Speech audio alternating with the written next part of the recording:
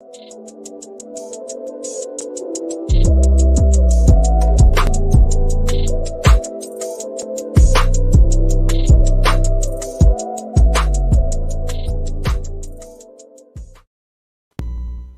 up, everybody? Welcome to Coshun Cast. Great to have you aboard here this afternoon. It is Tuesday, February 8th already. Where's this year going? Craig Coshun and producer extraordinaire James Stewart. Time's flying, man. It's like being home alone with the kids. You know, the next thing you know, a week flies by. Just like that. Just exactly like that. No, at least we've had two good days of weather. I say good, saying the 30 is good, but. Well, I referenced this being at the home with the kids because James is home with his kids, and I think you should share the story in a nutshell, because all of us guys that are watching this or listening to this, might fear this one day as a gift that doesn't keep on giving. It's a cautionary tale. This is going to be better than any breakfast you ever had. Yeah, exactly. For Christmas, I was gifted a trip that I took vacation for. Some things happened, and we decided that it wasn't a good idea or a good time to take the trip. Now the gift is from the wife, though. You have to the gift underline is from my that. wife. My wife bought me a trip, and then we decided that it wasn't a good time. Then, lo and behold, all of a sudden, she went on vacation by herself. So my trip was canceled, but apparently her trip was not. So I am my vacation is watch the kids for 7 days. Wow. This just doesn't all add up. Real man. Sneak attack. So she, now, as I understand it, she went to your bosses. She had this all care of cleared. Everything. Yeah, she took care of everything behind the scenes. It was all a surprise. Just the perfect gift. And the real surprise was, actually, you're staying home and I'm going somewhere. That's the best, man. No, she's in Arizona right now. I hope she's having fun. Poke a little fun at her, and I'm sure I'll hear about this when she gets back. But well, I'm telling you right now, with all the pictures I've seen, she's having more than fun out there, man. Yeah, she's looking at the Grand Canyon, and I'm cleaning up after the two kids. So, I always like to ask you before, we get too far into things, what you have today eating wise and stuff. But I mean, what's this been like trying to feed the kids and eat and all that kind of stuff? Have you been drinking more about 4 o'clock too, or what? I will say this. She definitely deserves some credit, more credit than I was giving her, because she's home with them generally. And it's only been like 3 or 4 days. And I am not a stay-at-home dad. I'll just say that. Not for more than a week at a time. They're fed and they're safe. That's about all I can say. Have they been watching some Bucks basketball with you, or are these late nights too late for them? No, these 9 p.m. games are way too late. I'm an early bed for the kids in my house. I need my free time. So they haven't been able to watch the last couple. And these 9 o'clock games are killing me. Well, they were killing me the other day because I had to work one of them. So, but hey, they're winning. They got the Lakers tonight for another late night one, and then the Suns on Thursday. I guess first and foremost, as we talk about, the Bucks and trade deadlines coming up Thursday, mull around a few ideas and opinions and stuff like that. They're playing better basketball. I mean, sometimes you can go on the road and kind of wipe the slate clean. We know it's been a new month in the calendar, and the last couple of games they played really well. I think the biggest surprise to me was they really took it to the Clippers. The Clippers aren't a bad team even without their 2 stars. Right. And they've really with the trade they made to add Norman Powell and I think it was Eric Bledsoe or Covington. That's what Covington, yeah. Norman Powell and Covington, and that I feel like that Covington has been floated around as kind of one of those guys that any contender is trying to get. Yeah. So that's huge, and I think that Bucks fans know what Norman Powell can do because he was a killer for Toronto. Yeah. So he's kind of a big pickup, and when you look at them kind of down the line, if they can keep Norman Powell specifically and add him to kind of Kawhi and Paul George, that might be a dangerous team down the line. We don't know what Kawhi's return is. I don't think we'll ever know until he's back.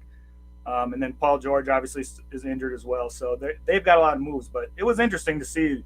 That's a big trade get, I think. Yeah, that was an eye opener. That happened when the Bucks were just arriving in Portland, because those guys came over from Portland to the Clippers, and now today it looks like C.J. McCollum's headed out of Portland and going to New Orleans. I was talking to my son John about certain destinations I don't think players want to be right now, and New Orleans might be one of them. I'm not sure. Is Zion ever going to get himself in shape to come back and play? What kind of team is that going to be? That's the hard part, because going to, at least as of right now, going to New Orleans, you're tying yourself to Zion, who just isn't playing for whatever reason, just isn't playing. And that's kind of hard to because you look at their team, and I like their core. Like Brandon Ingram is decent. He was most improved last year or the year before. Yeah. So he's obviously a young up and comer, and then Zion, if he ever plays, when he does play, he looks incredibly dominant. And then adding CJ, obviously, kind of the bona fide scorer, the kind of veteran of that group. But it's interesting to see what they do, because you just don't know what their long-term goal is, because they're so tied to Zion. Well, we can keep talking about potential trades and whatnot, but I don't want to get off the Bucks subject too far here before we do that, because it's gonna. I mean, some of this talk this week, a lot of this talk this week, it's gonna be a slow build up to Thursday's trade deadline. What are the Bucks? What can the Bucks do? That type of thing. But right now, we know that they have a pretty strong core. I made this point the other day on the air. Where are the Bucks going? For the rest of the season after the AllStar break. Schedule only gets tougher. Teams start to dial in, that type of thing. But I will say this: whether they add anybody of significance or not, it's going to be difficult to pull that off. Not impossible. But I mean, let's face it. This team is healthy. This team won a championship together last year. I laugh that they're across the board in the NBA. Barely even mentioned to be a contender to repeat. In fact, James, I'm hearing more now that it was that they were lucky, and it was almost a joke that they won it last year, which I just don't understand. I mean, you can look at any championship and be that critical, but I mean, why go there? I just don't understand the lack of respect. And obviously, the big one that they go with is the fact that the Nets were down, or their big three wasn't together. But I said this all last year. If you're saying about the Nets all regular season, you're probably going to be saying about it in the playoffs. And we know that their big three played 13, 14, something like that games together. Well, they've played 2 games together this year. So they're another again.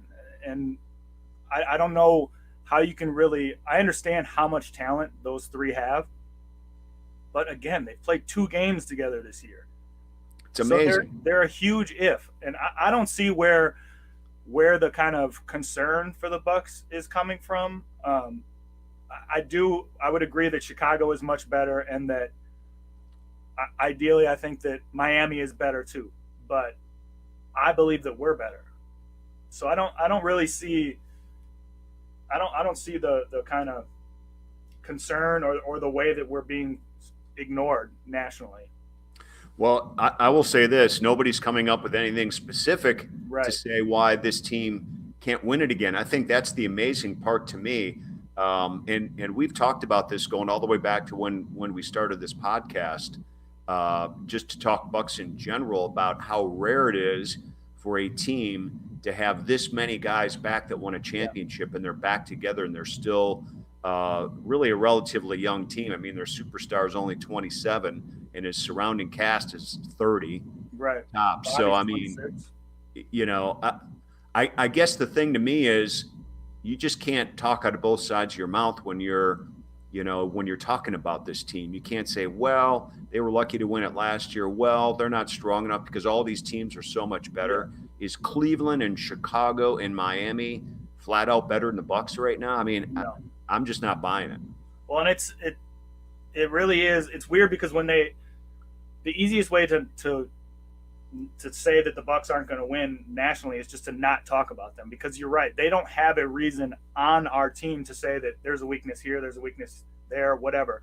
Obviously, Brooke being out is potentially the weak spot, but everything that you say as far as who can beat the Bucks, it's always if the Nets are healthy. There's always an if tied or attached to it, and I don't see that with Milwaukee. I think that their big three is clicking.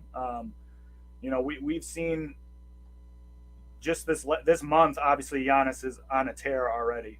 It's only 3 games, but still, he's shooting like 46% from three in the 3 games this month.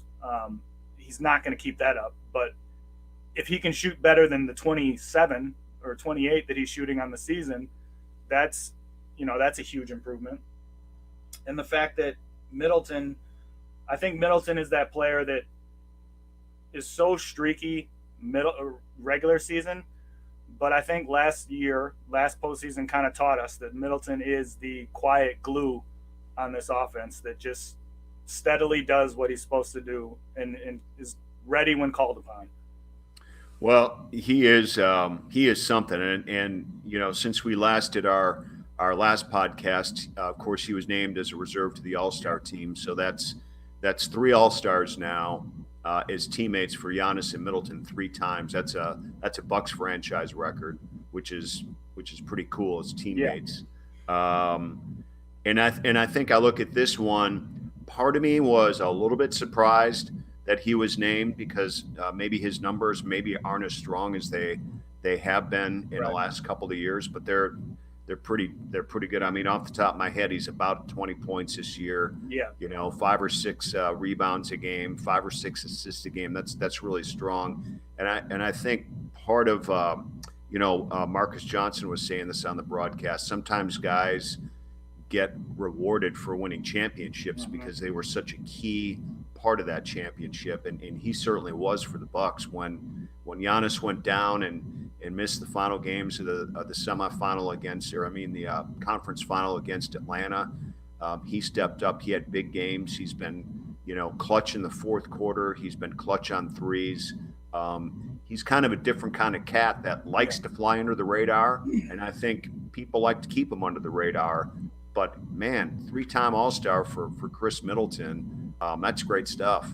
Well, and like you said, the 3-time All-Star, I think it's time, and I think I have been guilty of this as well at times. I think it's time to just say his contract is worth it. I mean, we can complain about the money all you want, but 3 All-Stars and a championship. There's not another GM in the league that would have that contract, have that result, and say it wasn't worth it. So it just doesn't matter what you personally like his game or not. The results are there. Well, and he's been the longest tenured teammate of Giannis's. Right. I mean, they came in the same year, so think about that. And these guys are all surrounded with good people. You could say Chris Middleton's an all-star, and he's surrounded by Giannis and Jrue and Bobby Portis and good coaching staff. You could say the same thing about Giannis. He's surrounded by Chris and Jrue. I mean, that's the neat thing about this, and this kind of goes back to what I've been saying about why this team shouldn't be favored to win a championship again when they're the ones that did it. Yeah. They didn't go out and get another key piece to the puzzle this year to win a championship like they did last year when they brought Jrue aboard. So yeah, and they have the continuity of their core. You know? And if you include whatever happens with Lopez, that just kind of adds. I thought one of the kids was coming down. I can hear him upstairs. You add that up. Hello. We have our first guest. Okay, well, why don't you go upstairs and tell him that's not very nice. Okay.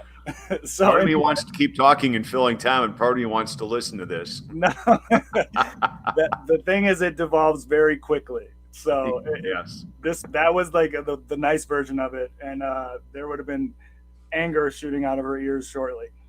But anyway,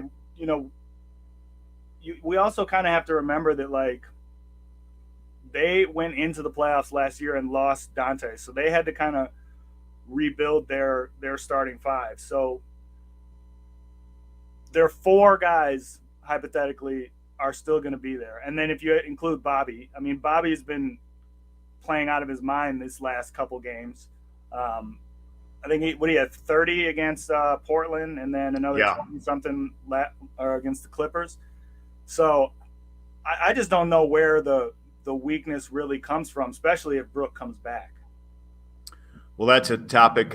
Nick's been chiming in a couple of times here since we got going, and it's one of the key questions. Speaking of key pieces, think Lopez will be fit to be back in the lineup. I know that's the goal right now. He's been doing some things with the team, and I've been saying this to be as honest as I can. The team's not saying anything on the record. Right. No one's really witnessing practices and whatnot, but some mixed messages of they hope he's back, they want him back, and some mixed messages that this back surgery might be too much for him to come back and play this season. But I think, make no mistake, they're trying to get him back in. And I think the other thing that maybe we can read into whether Brook's going to be back for sure or not is where they go if they do make a trade by Thursday. What position are they looking at? And I think, the interesting thing about it is, I've said this all along, that they would probably add a big, just knowing he may not be able to come back. And if he does, what if he has a setback?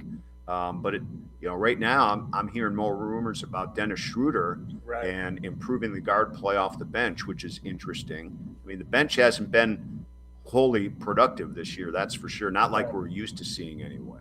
I mean, if you add Schroeder, you add, I think it's like 14 points a game, which obviously, whatever his role would be off the bench, maybe take a little bit of a dip, but he is a guy who goes out and tries to score. But yes, if they add, in my opinion, obviously I have no inside knowledge or anything like that, but I would just assume if they add a guard, then Lopez is going to be fine. Right. Because we've been sitting here with kind of Semi Ojeleye in and out and not playing well. DeMarcus Cousins on 10 days, now Greg Monroe on 10 days. So clearly I guess you could say they're scrambling for some big help in the currently. But if they go out and get a guard, to me that says that either they're happy with their kind of big situation or Lopez is fine. Either way, I feel like at this point I'm just going to trust whatever move they make and kind of make my assumptions off of that. Yeah, and the other thing is you don't second guess what John Horst and his staff do and the decisions they make. I say the same thing on the Brewers side when we're talking about what David Stearns does and stuff. They fly under the radar a little bit, but they're calculated, they're well studied. They try for there's more than one ways to put pieces into the puzzle. And I think they do a terrific job of making sure that happens and try to make this team as complete as possible. So it's going to be interesting. When I think, James, of adding a guy like Schroeder, I'm thinking, their 3-point shooting is become a little bit erratic. Yeah. I don't know if you agree with that. I mean, some nights they're 6 or 7 or 8 made threes, and another night they're 18, 19, 20, 21 or more. Does a guy like that add more consistency to it? And are they better off shoring up that as far as the let it fly mentality that they have offensively? I mean, I think to me, adding Schroeder is a better playmaker / scorer than George Hill. Yeah. So you're definitely boosting your offense by adding him, whether it be on the bench or in the starting lineup, wherever you put him, you're boosting your offense as far as between him and George Hill. But I feel like when we talk about what Horst has done, and you look at some of the moves, like you said, that have flown under the radar, to me, like, I remember when we got Pat Connaughton, and that to me was like, I had no idea who he was. And he's turned into a key role player, a big shot maker, a huge part of this team. Bobby Portis was came here and rebuilt his entire image. I feel like we have a track record of moves for Horst that I'm just going to trust and see. I mean, obviously, we haven't seen the best of Semi Ojeleye and Rodney Hood, but I don't think that was really. I don't think anyone really thought that we would. I think those two players kind of have an established baseline of what they're going to be. But adding a Schroeder, I think would be a nice sign that you're still out there getting top talent. And obviously, when he turned down that huge extension from the Lakers, allowing his contract to be kind of where it is, you probably don't get him long term, but to add him to hope to repeat it would be nice. Well, and you get a player that has a lot of incentive to stay at a high level, right? Because there's still a payday out there after this year. So, it's going to be interesting to see if that's the route they go or not, and who they give up. How does he fit in? That type of thing, and so that's going to be huge for the Bucks, no doubt. Because look, they're really good. We all understand that. But there's still room to tweak and improve, and that's what we're seeing around the league right now. I mean, is Ben Simmons going to get traded away for James Harden? That's been flying, and you hear nope, it ain't going to happen, and then the next day you hear it could happen. So a lot of players aren't necessarily happy with their teams right now, and a lot of teams. Kind of like, to me, that's kind of the special thing about this team. Like you don't hear any dissension. You don't hear anyone unhappy. Like this team has the cohesion of last year, and the few pieces that they did add, are complementary pieces in that they're not the guys that you would expect to hear being upset. Like our stars are in a great situation, and I think that that's the one thing, not the one thing, but one of the things that I love so much about this team is that they are a bunch of nice guys. And then you just need like a Bobby Portis, or like last year with PJ Tucker. You just need that splash of fire to kind of complement this group of cohesive guys. You know what I mean? Oh, for sure. I mean, no doubt. And you bring up PJ Tucker. Who wouldn't want another version of a PJ Tucker for the rest of this season too? I don't know if that guy exists out there. He probably does. But again, as tight as it is right now, for an opportunity for the Bucks to do some maneuvering and bring somebody in of significance, it's really going to be interesting to see how they pull this off, if they're able to do this by Thursday's deadline. I think the other thing, and I brought this up a few shows ago too, James, guys potentially under a buyout scenario too, where he gets bought out by his team and now he can choose where he wants to go. The Bucks could end up being in a situation like that as well. So who knows? So I just got a tweet, or just saw a tweet from Woj. Looks like the Pacers are trading Sabonis, Jeremy Lamb, and Holiday to the Kings for Halliburton, Buddy Hield, and Tristan Thompson. That's very interesting. That is interesting. That's a huge swap. That's a big swap of two teams that it's not going to do a hill of beans for this year. No. But, I mean, I get it. But that's what we're going to see, though. We're going to see multiplayer. Like, it's been a multiplayer trade so far. Yeah, and that is, I mean, that's a big. I think the interesting thing about this is you've got two bad teams. Yeah.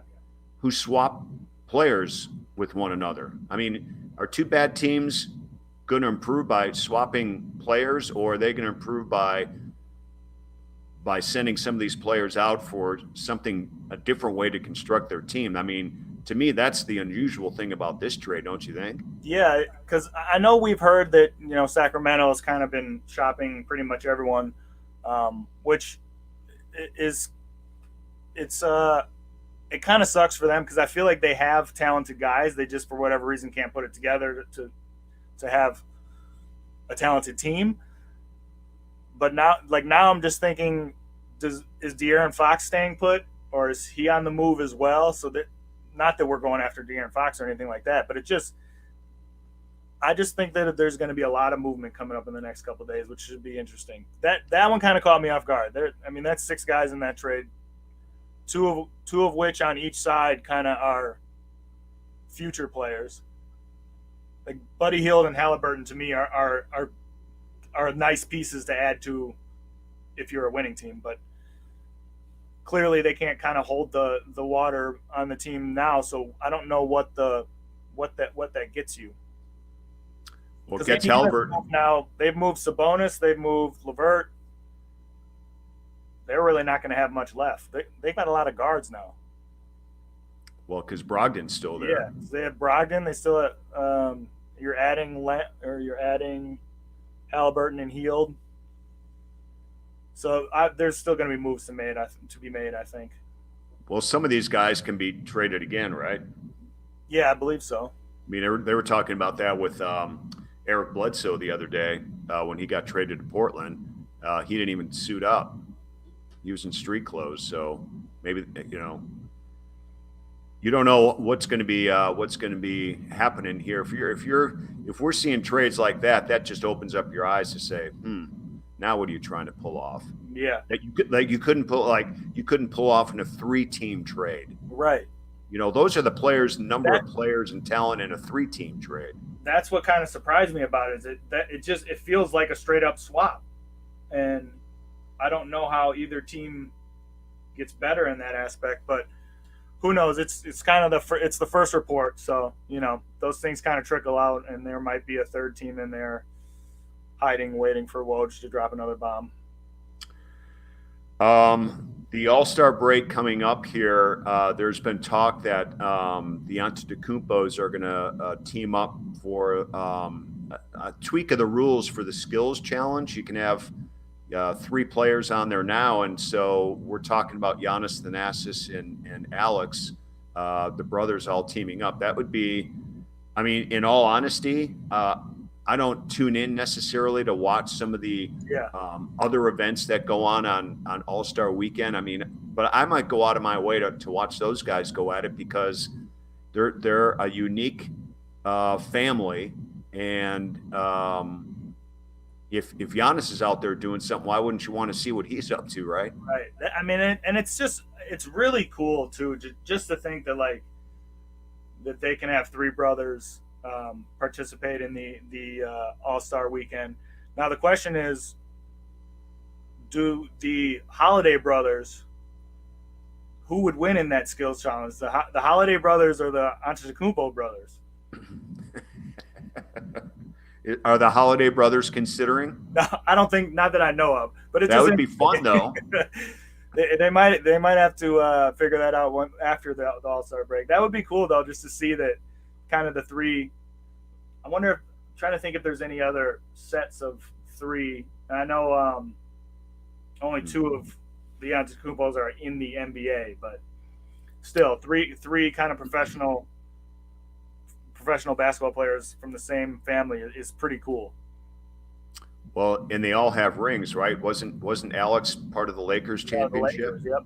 So he's been in the league. He's playing in the G League right now for Toronto's G League team. So it's the next closest thing. So it would be pretty cool. Speaking of Giannis, and speaking of dads, what are I was talking the other day to some people about they're taking their kids to Bucks games more, and when they do, they come back with more Giannis stuff to put in their rooms because he's the legend, obviously, and just to have the chance to see him as a kid growing up in this state and whatnot. I do have to start laughing at the dad jokes.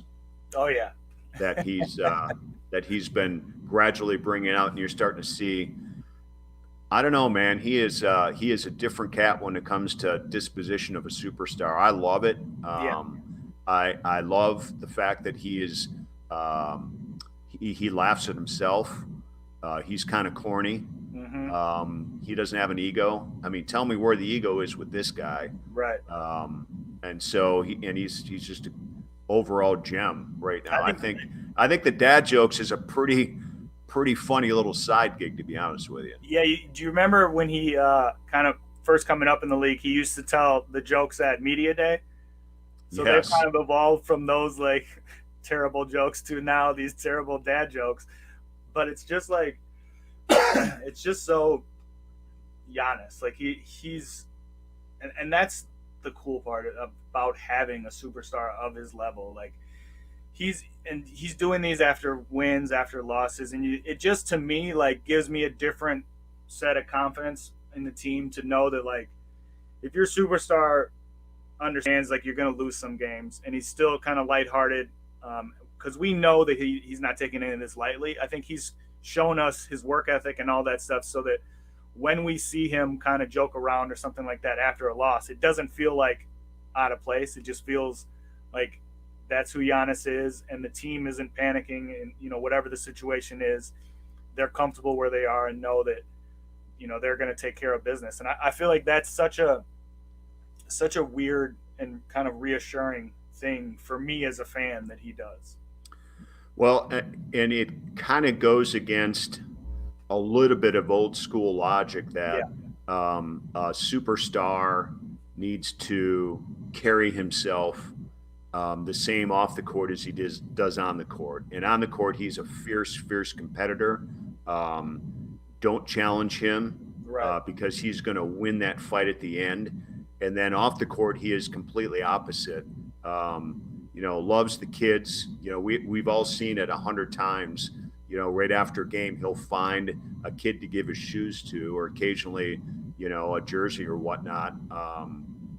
He's a very appreciative individual. And I wonder sometimes, not that this really matters in the great grand scheme of things, is his demeanor off the court one of the reasons why maybe certain levels in the NBA maybe don't take him seriously enough to be a champion? I don't know. I'm not saying that people out there and experts out there where it really matters, but sometimes you just got to wonder that don't you all appreciate how unique this guy is?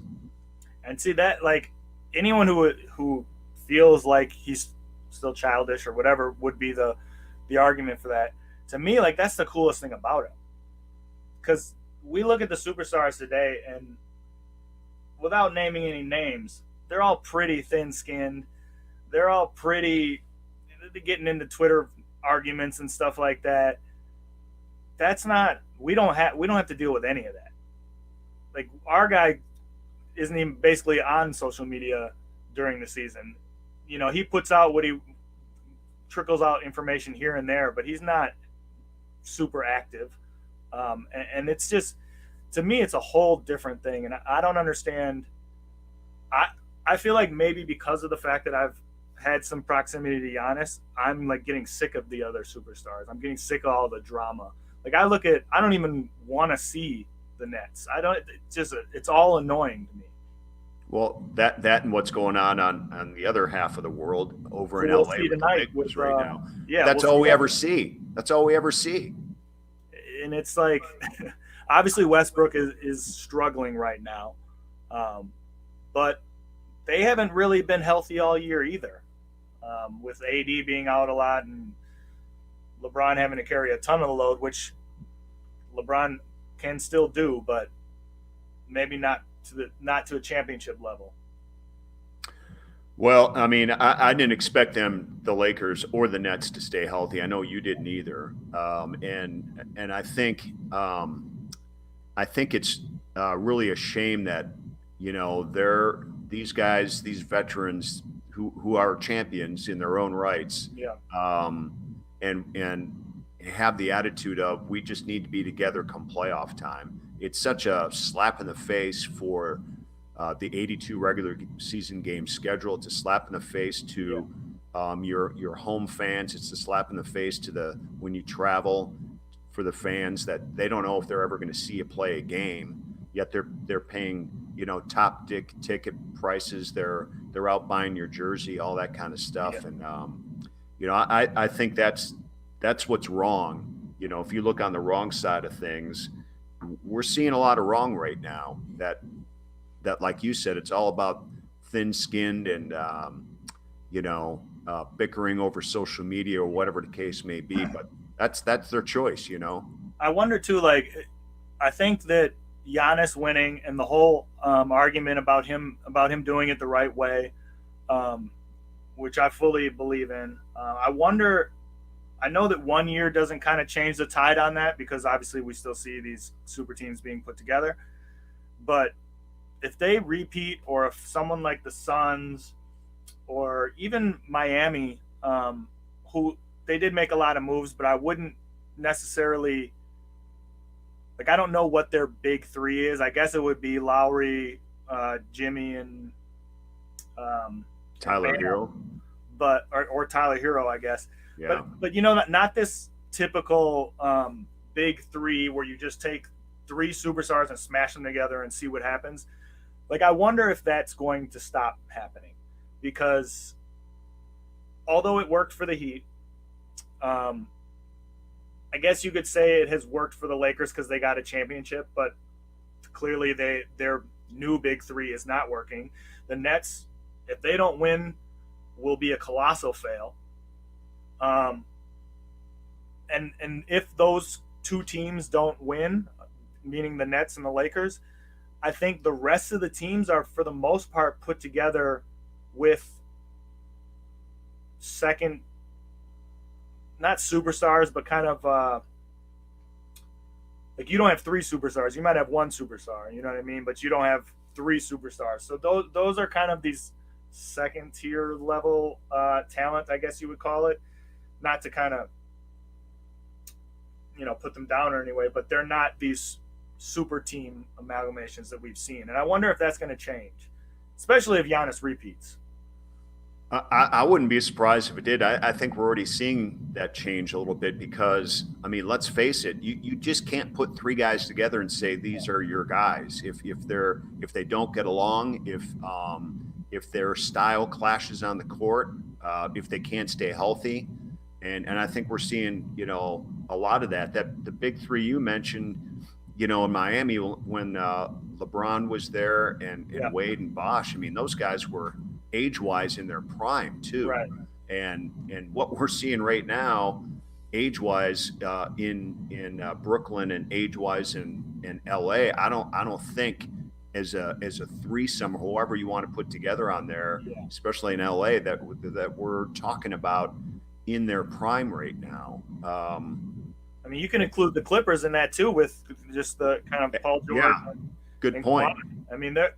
I just don't understand why these trios or duos keep putting the same player together. I don't know why you want two guys to do the same thing. Well, you don't have that in Milwaukee, right? And that's kind of my point. And you don't have it in Phoenix. They went and got pieces that they needed. I don't think you have it in Miami. They went and got pieces that they needed. They didn't just go out and say, this guy's talented, this guy's talented. Let's just put them on the same team and see what happens. And like in Milwaukee's case, together this group, they're not all stars together. Right. Jrue didn't make it this year, didn't make it last year. And so you don't necessarily have to say we need to put three all-stars together and make it all work that we've seen, with some other teams. But I think it's a pretty fascinating point of what is a big three? Right. What does it really take? And I think we're seeing an example of what it was in Miami a few years back, where you put three legitimate all-star superstar players together, and they're all doing different things. Like you mentioned, you can't be the same player. You can't have two of the same guys in that threesome. It just, for whatever reason, it doesn't seem to work. In Milwaukee, we don't have that. Right. And you could even include Chicago in there, because I wouldn't, coming into the season, I wouldn't have guessed that DeMar DeRozan would have played the way he has. But even still to this point, I wouldn't say that they have this kind of crazy big three built, whereas, I guess I don't even know what their big three would be, whether it be Lonzo Ball or Vucevic, but clearly DeMar DeRozan and Zach LaVine are kind of their two-headed monster. But again, those guys don't do the same thing. I mean, DeMar has turned himself into a three-point shooter this year, but historically a mid-range guy, and LaVine is an athlete who, he's kind of the explosive one. So I still see more building from a lot of the teams in the NBA as opposed to just compiling. And I hope that there's a switch currently happening, because I'm sick of seeing these kind of big three experiments because they're not working. No, and the other thing is, I don't think, like when the Bucks acquired Jrue Holiday last year, I don't think it was a necessary. Hey, we need a third piece here. We just need the right fit. Yeah, and they needed a better point guard. Yes, on both ends of the floor. On both ends, yes, defensively and offensively. It was such a. I mean, it wasn't even the term of he's going to fit well with Chris and Giannis. I don't know if that was the first goal as much as it's how important that position is for a championship team. I think that's what we saw the most with his addition, and we still are. Yeah, for sure. And even we're still seeing it this year. I always kind of go back to that run that we went on without, or the run that we had without Jrue Holiday, where we faced, if I can remember, it was LaMelo twice, Steph, Harden, Trae Young, and he came back for Ja. That's what it was. And it just, you saw in those couple games at the end of the game when they couldn't kind of get their composure defensively or offensively. And that's what I think that Jrue Holiday does. He allows them to slow it down both on offense and defense when it's getting hectic. Well, and he's a playmaker on each end of the floor. I mean, we saw that straight through the championship series against the Suns, that he can make things happen, and it's no fluke. Some guys are going to get whistled for certain things that he's not, because he's so good at what he does, and his reputation, is certainly up there, and everybody understands that. So I don't know. It's interesting. You hear a lot of talk too this week. With this being the trade deadline week, that the East is wide open, and I agree to a certain extent that the East is wide open because there are so many teams that are better. Yeah. And the existing teams, some of them are in question. I know one of them isn't, and I'll still put the Bucks, even though we cover them and we understand them probably better than anybody. That it's just they're the favorite right now. Are they the clear favorite? I'm not going to say that, because I do know the East is better than it was so a year ago, and the last couple of years for that matter. But we're talking about some teams that have improved, that don't have the together experience and the championship quality performances in that conference that the Bucks have collectively right now. Right, and that's the thing is, I just think that they're in a different gear the entire year. I think that we've seen a couple games where I feel like they've stepped up, a couple national games. I think the first game of the night first game of the season against Brooklyn, where they kind of came out to make a point. And we've seen a couple of those games throughout the season, but I think that they're largely kind of, I wouldn't say cruising, but they kind of know playoff basketball is different, and that's kind of what they're gearing up for. Yeah. They've been through it, and they won. So I think there's just a different mindset. You're not clawing at it all season after you win.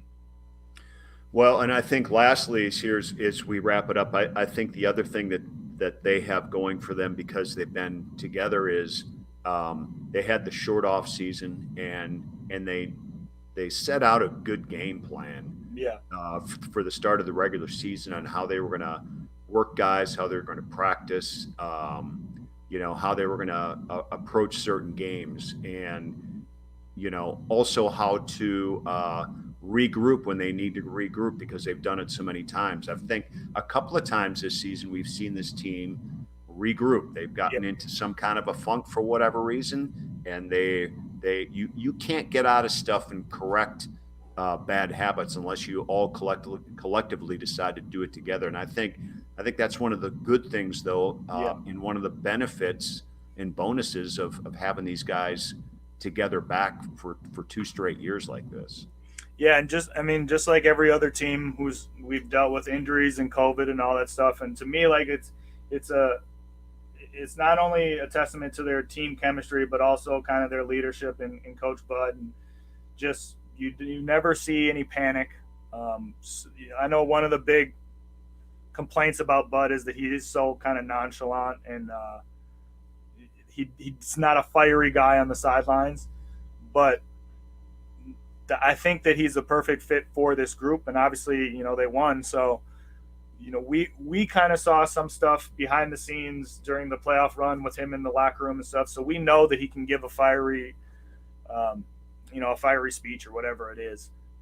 But I think that he's just been the even keel that we needed with all these guys in and out all year.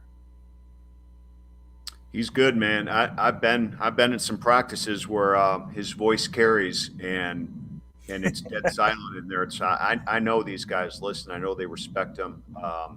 You don't win a championship unless you've got the right leader, for sure. So in a lot of different ways, you got Giannis, but you need a coach that makes it happen too. So, got anything else, my man? No, man. Just getting ready for this Lakers game tonight. I want to see AD and Giannis. For me, I love seeing AD versus Giannis because years back when the nation decided that AD was better than Giannis, I feel like that is always stuck in my head, and I just wait for that matchup every time we can see it. Even though he loves the Packers, you're gonna do that to him. It doesn't matter. He's from Chicago. That's great. Well, I'll tell you what, they've got 2 big games this week. They got the Lakers tonight, the Suns Thursday, trade deadlines Thursday. We may have to carve some time out Friday for another podcast. Sure. Because these two games, specifically, it'll be fun to see them match up with the Suns again. I'm excited just because I feel like, they obviously are going to feel some type of way after what happened in the finals, and they're a young, fun team. I think that's a team that I could see myself enjoying watching, not rooting for, because I'm only rooting for the Bucks, but I enjoy watching the Suns. Tell you what, it'd be amazing if these 2 teams got back for a rematch. That would speak volumes to where the NBA is right now. That's for sure. But we'll have a lot of time to talk about that and see how all that develops. So in future, so good stuff. The other thing I'm looking forward to is what your plans are for Valentine's weekend. If your bride gets back from her vacation, my plans are payback. I am disappearing. All right. I love it. All right, that's going to do it for another edition of Coshun Cast. I'm Craig Coshun, along with producer extraordinaire and dad of the year, James Stewart. We'll see you next time.